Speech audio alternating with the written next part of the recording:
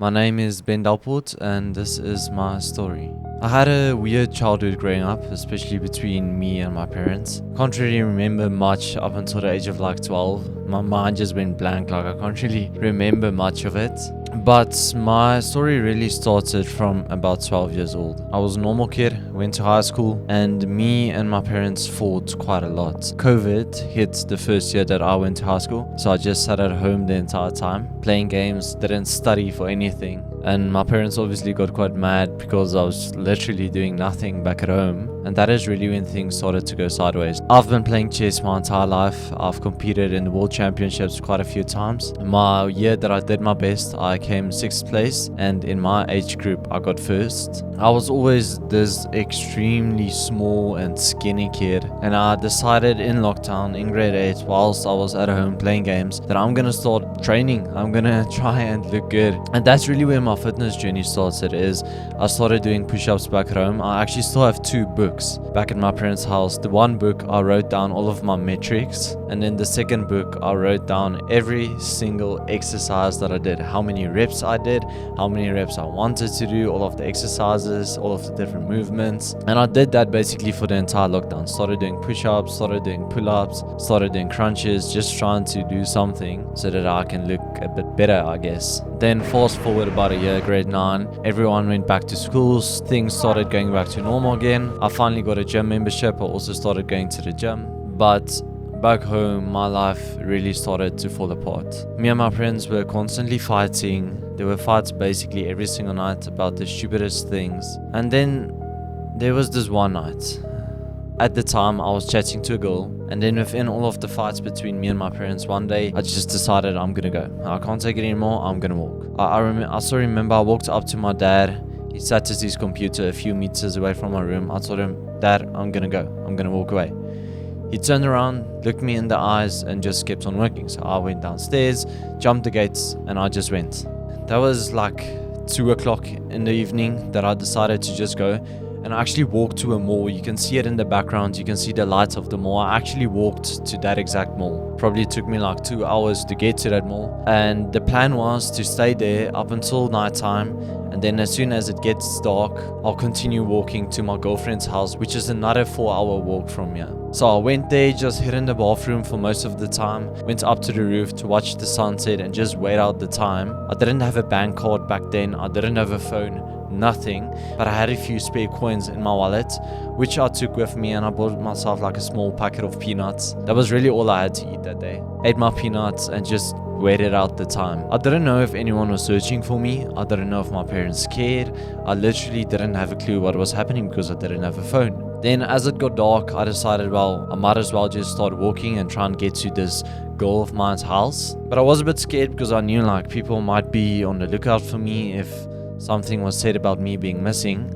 And I thought about it beforehand, so I had a hoodie on my head. It was also in the middle of winter, so it was freezing cold. But to be honest, like the adrenaline was so high, and because I was walking so far, it didn't really bother me. I wasn't really cold. And I just walked and walked and walked, and I got to this one garage, which is quite close to my high school. And I decided, let me just go into the garage and ask someone how late it is, or try and find a clock so I can just see how late it is. Not that it really mattered, but at this point I've been away from home for probably 10 hours, and I just didn't know how late it was. As I was walking up to this garage, I just hear someone shout my name. I turn around, and it is one of my best friends. I've known him since preschool. Him and his dad, they just came from school. He had hockey practice, and somehow they figured out that I was lost. They were shouting like, "Are you okay? What happened?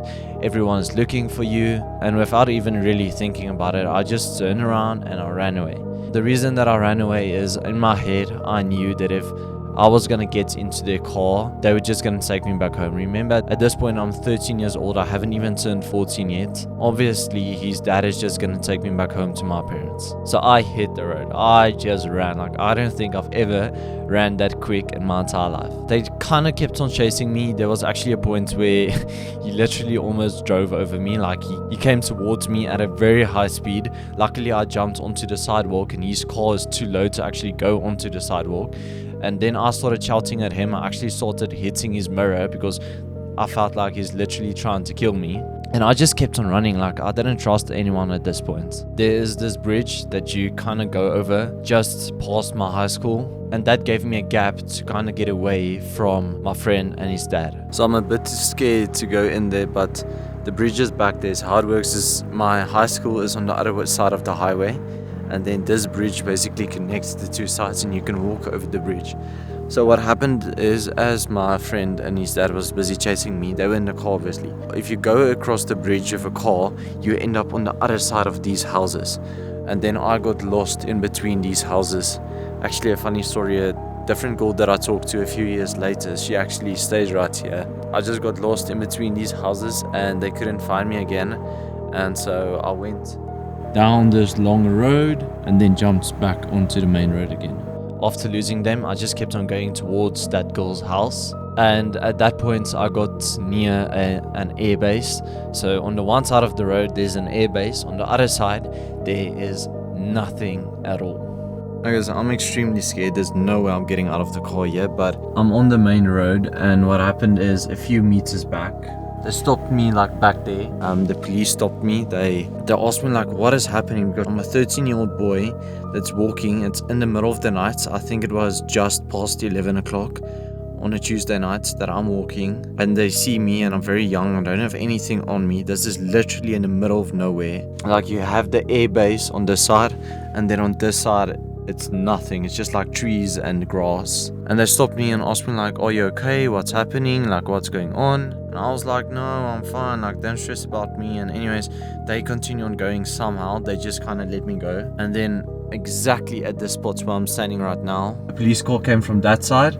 He parked right in front of me right here, tackled me into this grass here to the side, and he grabbed me so I couldn't run anyway. And directly behind the police car, my girlfriend and her mom actually came. I have no idea how they knew I was here, but anyway, they came like a minute later. They arrived, and then she chatted with the police and whatever, and they let me go. And then I got in their car, and then I went to their home, which is like 2 minutes from here. So they took me back home. I don't want to go to that spot as I don't want to show their house, but I went back home with that girl and her mom.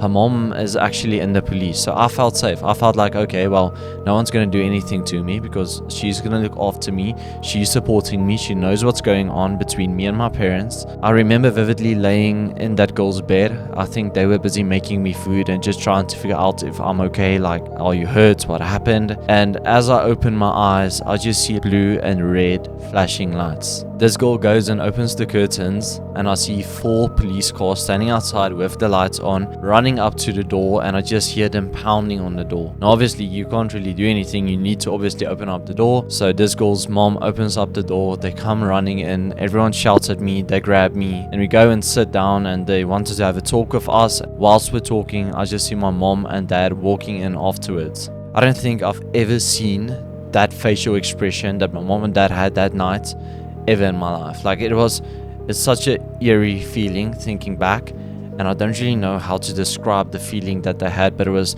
something so unique that I've never experienced before. What ended up happening is they just took me home because I was still 13 years old. I'm not allowed to go anywhere without my parents' permission. Obviously, I'm still a minor.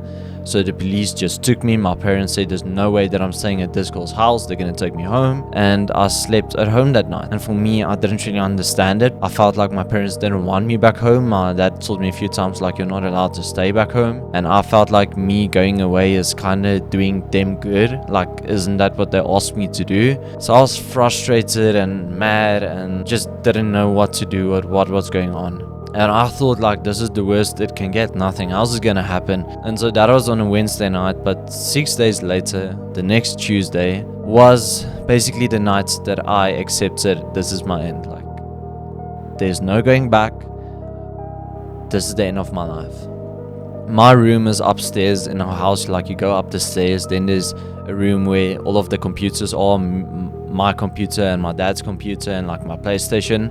And then when you go down the hallway, there's my bathroom and then my room. Now, I remember me and my mom were standing outside of my room arguing about a shirt that I lent to one of my friends. So the reason we argued about it is Obviously, my parents bought all of my clothes at that point, and me and one of my friends went to a party together, and he asked me, can he lend one of my shirts? And I was like, yeah, sure, take it and just give it back to me afterwards. And so it happened. He even gave it back to me and whatever, but that night my mom was very unhappy with me because of the fact that I didn't ask her, and I just kind of lent it to my friend, and it's not mine, like they bought it for me and whatever. And the fight got quite bad, to the point where my dad even came up. I think he like started recording it. So we had this thing in our house, like whenever we start seriously fighting, someone starts recording, just like to kind of, I don't know, have proof if something happens. And he sends a message to one of his best friends. Probably his best friend. He sends him a message. Up until today, I don't know what exactly the message said, but I just know he sends him something along the lines of, there's an issue, we have trouble, please come out. And so he gets this message. I didn't know about any of this. Me and my mom stopped fighting. She went downstairs somewhere. Just before I walked down the stairs, through the window, I saw blue and red flashing lights. I was like, why would the police be at our house? As I'm going down the stairs, I just see like 3 cars pulling in. So it was the police car, then my dad's best friend's car, and then my grandpa's car. At the moment, I obviously didn't know. I only saw the police car. I didn't know who the other cars were, but I saw them all pulling in. I'm walking down the stairs and I see this police officer running in. This massive guy. I remember he was bald and he had some type of cap on his head, a black one. And he's busy sprinting into the house, and I just stick my hand out and I'm like, hi sir, how are you? I remember that's the only sentence that I said. As I'm sticking my hand out, remember, I'm 13 years old. I didn't even have a shirt on. I don't know why I remember that detail, but I didn't even wear a shirt. I had an underpants on, and then there's like small black pants that I slept in. And as I'm sticking out my hand, everything just goes black. It felt like the world just stood still. And I see this hand come out, and he shoves me against my chest extremely hard. I fall backwards, fractured a bone in my back, and hit my head against the stairs. As it happened, like, I don't know, my brain is just going mad. I'm trying to figure out what is happening. Like, who is this guy? Why am I getting assaulted? Like, I'm a minor, I'm the small kid. Like, what in the world is happening?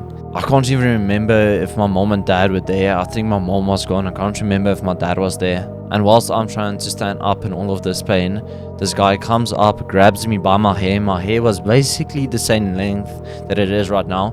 Grabs me by my hair and drags me up the stairs.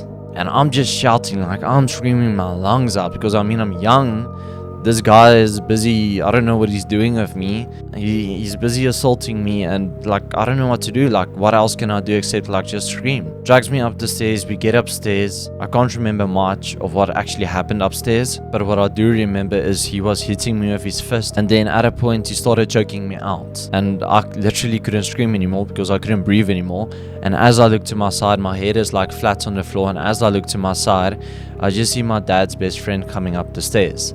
And I didn't even try to figure out why this guy is in the house, because remember, I didn't know my dad even sent this guy a WhatsApp. I just look at him and I just shout like, please can you help me? And I just see him shaking his head. And then as I look back to the police officer, I remember him taking his gun out of his holster. And that was the moment where everything stopped. I'm flashing through everything. It felt like my entire life was just flashing before my eyes, and it felt like a movie. Like I was just watching everything back that has happened in my life. And I'm assuming it's just a way of my body kind of responding to what's busy happening. I still don't know why, but I started praying, and I didn't pray for God to save me. I didn't pray for God to help me. I started praying, and I just told God, okay, this is it. I kind of accepted that this is the end. Like, this is the end of my life. And I don't know why. I don't know why I didn't ask for help or anything. I was kind of relaxed in a way, I think is the best way to describe it. And I just accepted it. I was just like, okay, this guy's going to shoot me. It's going to be over, and this is just it. And then I passed out. Couldn't remember what happened for the next like 10 or 20 minutes. I just remember waking up. I was on my knees. He still had me by my hair. And my dad was busy playing like videos, the videos that I talked about earlier. Like whenever we fight, someone will start recording. I remember my dad was playing some of those videos, and like telling the policeman, like, look what he did, look what he said, like blah blah blah blah blah. And I was like, well, am I the only one? Am I stupid? Like, I don't understand what's happening. Clearly in the video, I'm the one getting shouted at. And every time that I try to say a word, this guy just keeps on like punching me with his fist in my face. To the point where I just said, okay, sorry, I'm wrong. Like, I did everything wrong. Like, I didn't even know what I'm admitting, but whatever I apparently did wrong, like, it's fine, I admit it. And he still just kept on like punching me. So I just shut my mouth and I didn't say a word further. And then a few minutes later, he drags me to my room. Now at this point, again, I don't know why, but everyone was fully convinced I'm on drugs. Like, everyone in that house thought I was on some type of drug. So the policeman starts going through my room. He sat me down on the floor, told me to stay there, and told me if he finds anything, I am dead. Those were exact words. He told me if I find anything in your room, well, he asked me first, am I on drugs? And I told him a few times no, and he told me if I find anything in your room, you are dead. And I was just like, okay, well, there's nothing here, so you can start searching. Goes through everything in my room. Any type of toy or anything that has like a hole in the middle, he broke open to make sure that I didn't somehow put something in it and then glue the thing back together. So everything in that room was messed up. My entire bed was flipped around. All of my stuff that I had laying around were broken open, and he was just searching and trying to find some sort of drug, which obviously he didn't find. Later on, they even came to my house one day, arrested me, took me to the hospital, to send me in for a drug test. I tested negative. So yeah, I was never on any drugs, but they were fully convinced I'm on some type of drug. And that is the last I can really remember from the police officer. I think he then kind of went home. And one thing that I'll never forget is my grandpa comes walking in. He looks at the policeman and he's like, why didn't you hit this kid harder? And I'm standing there. I couldn't believe what I heard. I was like, this is my grandfather. I never in my life did I ever think that those words would come out of my grandpa's mouth. A few more stuff happened that night, but I genuinely can't remember what happened. I remember I talked to like a few people, or I think someone came to the house, but it's just wiped out of my memory. I'm assuming it's because of the trauma, but I just can't remember what happened. What I do remember is the next day I had to go to school. They forced me to go to school, and as soon as I got to school, I thought everyone's gonna come running to me, telling me like, what happened? Are you fine? Why did you run away from home? But the first kid that sees me as I start walking into the school is the same one that found me that one night with his dad whilst I was running away. He comes up to me. This is now the first time that I saw him since that happened, and he's like, what in the world happened to you? But at this point, I haven't told anyone anything. Because just before that policeman left, he told me, if you tell anyone about what happened tonight, I'm coming back and I'm killing you. He told me straight. So I didn't tell anyone. I didn't even have a phone, and I wasn't planning on telling anyone. And he's asking me like, what happened? What's wrong? And at first I'm like, but how in the world will he know about anything? And then he starts like looking around my head and my face and stuff, and I'm like, what do you mean? Like, what's wrong? And so what happened is I didn't shower. I just forgot to get in the shower. And obviously the guy hit me a few times. My head hit the stairs. I had a fractured bone in my back. I was really struggling to walk, and there was blood all over my face that I didn't even know about. My ears were full of blood. On the top of my head was a pool of blood. My entire mouth was cut open because I had braces at the time, and as he was hitting me, my braces were literally piercing through my skin. So he notices it.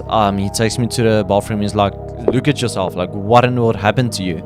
And I realized, like, well, there's no going back now. Like, how am I going to explain this? The principal gets called, like, everyone in the school gets called. Everyone wants to talk to me, ask what happened, whatever. I get a social worker that's going to help me, and they don't even really know the story yet, but everyone is just trying to figure out, like, what happened to this kid. The police even came to school. And it's like this whole commotion. Here I am, 13 years old, and like police coming to school, everything. And now everyone sees me. Like, everyone saw what happened that day. Everyone knew about it. No one really knew what happened. All they knew is I ran away 6 days ago, and now I'm at school and I'm full of blood. They end up taking me home, going to my parents, asking my parents questions and whatever. And I remember the police officer asked me what happened, and I'm explaining it. I'm like, well, this and this happened, and this guy assaulted me, and he pointed me with the gun, and he checked me out, and this and that, and explaining the entire story to her. And she looks at my dad and she asks him, what happened, sir? What is your side of the story? And my dad tells her, well, I don't know what happened. We had a fight yesterday night. We all went to bed, and when we woke up this morning, my kid was just full of blood. I couldn't believe what I just heard my dad say. I looked at my dad straight. I'm like, are you stupid? Are you telling them that I hurt myself? And he's like, well, I don't know how else it happened. My dad told them straight and told me to my face, you are lying. Nobody came near you. You did that to yourself in your room to now try and go and make a case about it. And that was the moment I flipped. I was like, no way are you going to say that to my face. And so from that moment forward, I was just like I don't care about you anymore. I don't know who you are. I don't want to know who you are. Like, you don't know me. You're not my dad. My mom also kind of had the same story, or well, she didn't really say anything because she wasn't there whilst I was getting assaulted, and she was just crying the entire time, so she didn't really know what to say. She didn't even really know what happened. But I literally couldn't believe what my dad said after he witnessed me getting assaulted. And I completely freaked out. This was when it finally started to set in. And I also thought back at what the policeman told me. Just before that policeman left, he told me, if you tell anyone about what happened tonight, I'm coming back and I'm killing you. And I just thought to myself, like, this guy is gonna kill me. The story is out. Everyone knows I'm gonna get killed. I can't stay in this house. And the more that I'm trying to convince the social worker, listen, this is what's going on and whatever, the more she just kind of shuts me down. She doesn't believe me. I don't know why. Up until this day, I don't know why no one believed me. Maybe it was because I was this young 13-year-old. They all still thought I was on drugs for some reason, even though I tested negative. And she just didn't believe anything that I said. That night I had to spend back home, and so she didn't allow me to go anywhere. I had to stay in that house. I didn't sleep for probably 2 weeks. I didn't close my eyes once because I'm now scared this guy's gonna come back and kill me. Luckily, obviously didn't. God to grace, I'm still here today. I'm still breathing. And then a court case came up. My mom had a protection order against me. The police told me, like, this is manslaughter, me hitting myself. And well, then my mom just got a protection order for her safety, I'm assuming, after I did something to myself, apparently. I remember one day 2 police officers just pulled up, put some papers in front of me, told me, you are gonna sign this right now. Probably the rudest people that I've met in my life got back in the car and just disappeared. Nobody wanted to help me. I wasn't allowed out of the house for probably like 14 days. All I did was lay in my bed and go to the bathroom. Didn't have a phone, didn't have anything. I didn't know what is happening. I didn't know where to go. I missed school for I think like a month that I didn't go to school at all. And I just lost all emotion. I don't know, my emotions just shut down. I didn't feel anything anymore. I wasn't sad, I wasn't mad, I didn't feel anxious, I wasn't depressed, nothing. Like, I was just there. I was just breathing, eating food, and sleeping. Like, that's literally all I did. And then one day, as I was walking around in the kitchen, I found a camera that was laying in a cupboard, and I took it, and here's the video.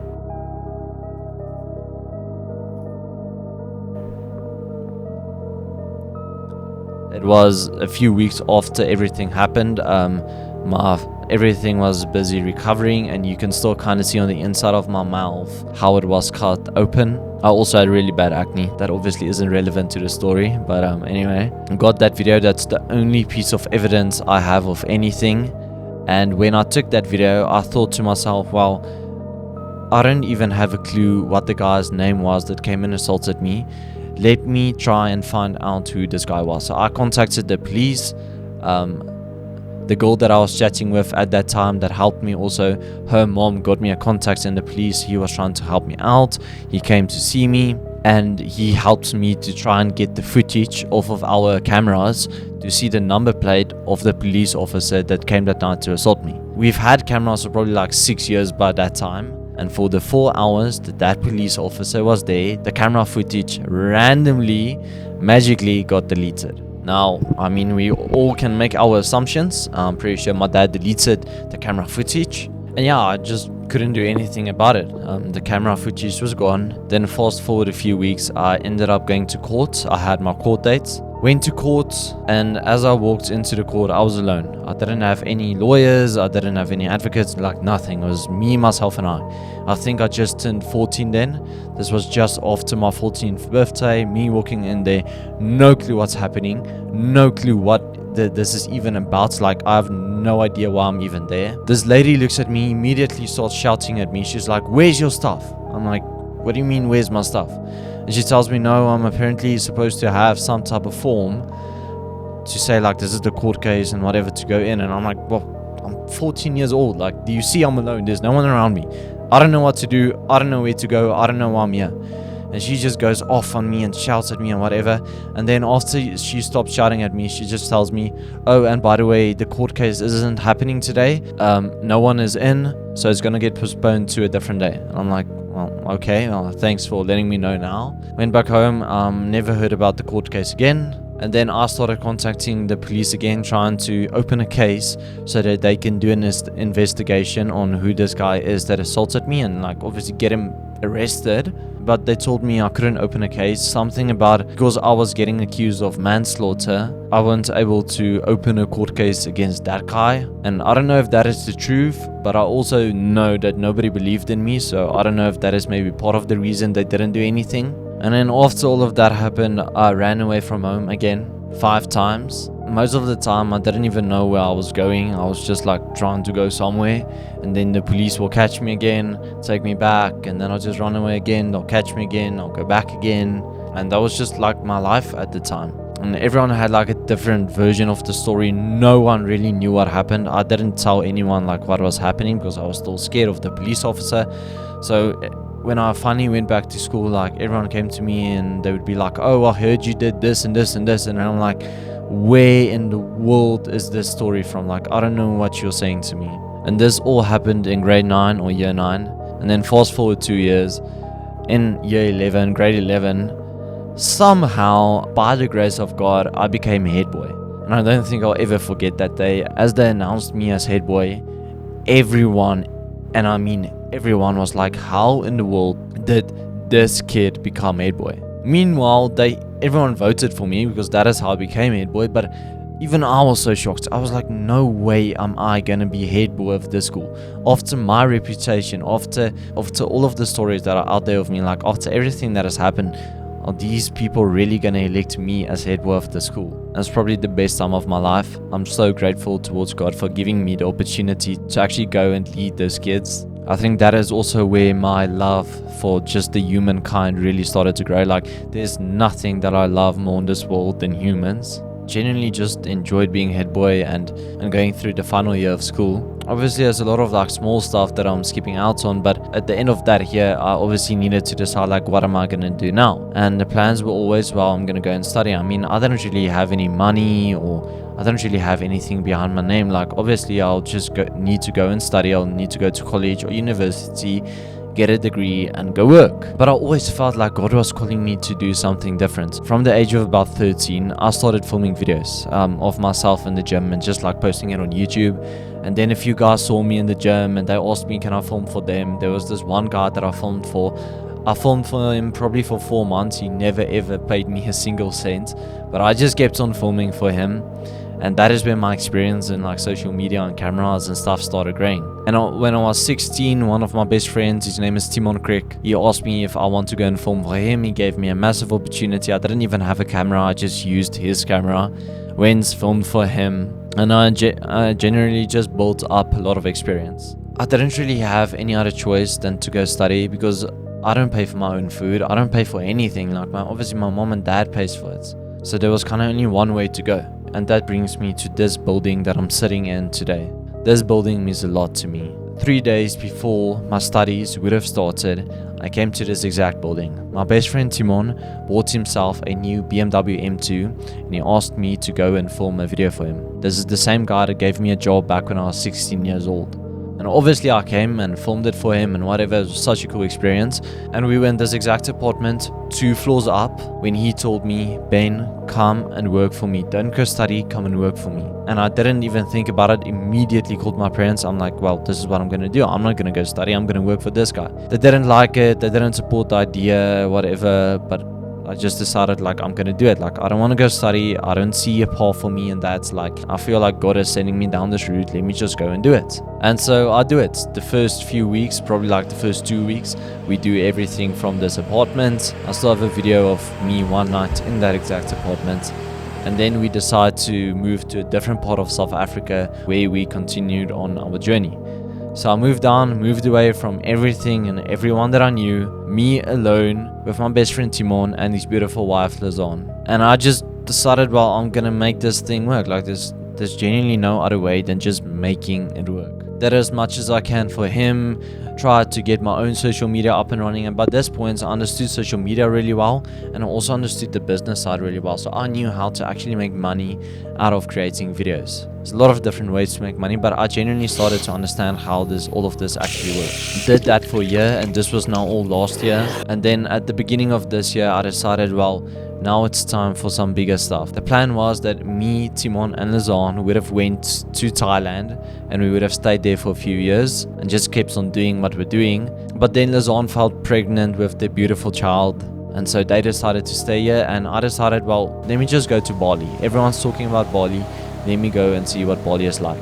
I buy my flights, everything. I get ready to go to Bali. And then Jaden, my other best friend that I'm working with at the moment, sends me a message on TikTok. I've never met him before. He tells me, listen, can you come and film for me? I sent him a message back. I'm like, sorry, I'm going to Bali. I can't film for you. And later, that exact same day, I get a message that my flights are cancelled because of the war that was happening up in the UAE. So my flights got cancelled. Couldn't get any other flights.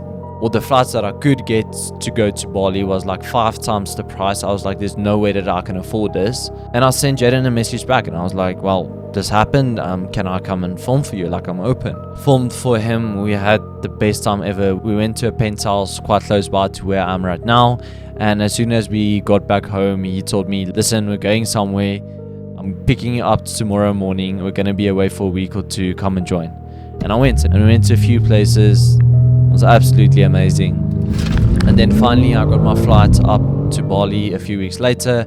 Took my flight, went to Bali, had the best time ever there. Jaden kept on sending me messages telling me like if I want to come back, he always has some work for me to do. And it just financially made sense for me to come back because, well, I got an amazing opportunity with him. Came back, started really focusing on my own social media, and now that I'm sitting here today, I have my own social media up and running. I have a lot of students that I teach how to do social media, how to make money from it. I'm working with Jaden, helping him with his social media. And more importantly, I'm in the exact same building that my life changed around 2 years ago. From the 13-year-old kid that got assaulted, that thought his life was gonna end one random Tuesday night, to the person that I am today. I can't explain how God has turned my life around and just how blessed I am to be here. Even more importantly, how blessed I am to have the story and the testimony that I have. People have asked me before, like, would you go through everything again just to be here again today? And my answer is yes, every single time. Because I know my testimony has power. The fact that I've gone through all of these stuff and I still ended up where I am today just proves to you that if I can do it, so can you. I'm not saying my situation is the worst situation out there. It definitely isn't. There's a lot of people out there that have gone through stuff that is 10 times worse than what I've gone through. So it's not about whether mine is worse or better, but it's about the fact that my life fell apart at 13 years old. And somehow I'm sitting here at 20 years old. God picked me back up and I couldn't be doing any better. And I've been postponing actually telling my story up until today. But so many people have asked me to just give my voice, to tell everyone what I have been through. And the sole purpose of this is to tell you that no matter what you're going through, there is someone up there. There's someone up there that is looking at you, that follows your every step. He's there when you're awake, he's there when you're asleep, he's there when you're happy, he's there when you're sad. He was there before you were born. He wrote down your name on the palm of his hand and he planned out your entire life story before you were even born. I promise you, if God can take me, a 13-year-old kid, from the situation that I was in and transform it to what my life is today, I'm doing very well. I've traveled basically the entire world. I'm happy. I'm not depressed. I love my parents. I love my family. I love my friends. I'm genuinely happy and content with my situation. If God can do that to me, I promise you, no matter what you're going through, God can change your life around as well. And I'm saying all of this as if it was just easy. I promise you it wasn't easy. I can't even put into words the amount of depression that I've gone through in my life. The amount of times that I said to myself and that I even prayed to God, like, God, I can't do this anymore. Please kill me. Like literally in my sleep, please kill me. I can't live another day. But here I am today. After everything that happened, after all of those prayers of me asking God to end my life, He spared me. And I couldn't be more grateful for it. Even if you get to the point like I was at, where I literally asked God to take my life away, even if you feel so lifeless, there's a God out there that is chasing you like a lion chases its prey. He wants you, He loves you, and He created you. I've given up in life countless amounts of times where I just decided I can't go anymore. I don't know what to do. I don't know how I'm going to get money for food tomorrow. I don't have any friends. I don't have any family. I don't have anyone that cares about me. I don't have a will to live. And as soon as I close my eyes and I start praying, I can literally feel God coming around me and telling me, I want you to live. Even though you don't want to live, I want you to live. I created you to live. And no matter what you're going through, I promise you it is worth it. Because your story is going to save lives. Telling your testimony is going to save other people. I've never ever cared about money. I still don't care about money. As long as I have enough money to live comfortable, I don't care. The biggest goal in my life is to motivate and to inspire. I probably don't know you. I don't know your name. I don't know where you're from. But I can tell you I love you because I know up there is a God that created you. A God that wrote your name on the palm of His hand, and a God that planned out your story before you were born. If I was able to do it, why can't you?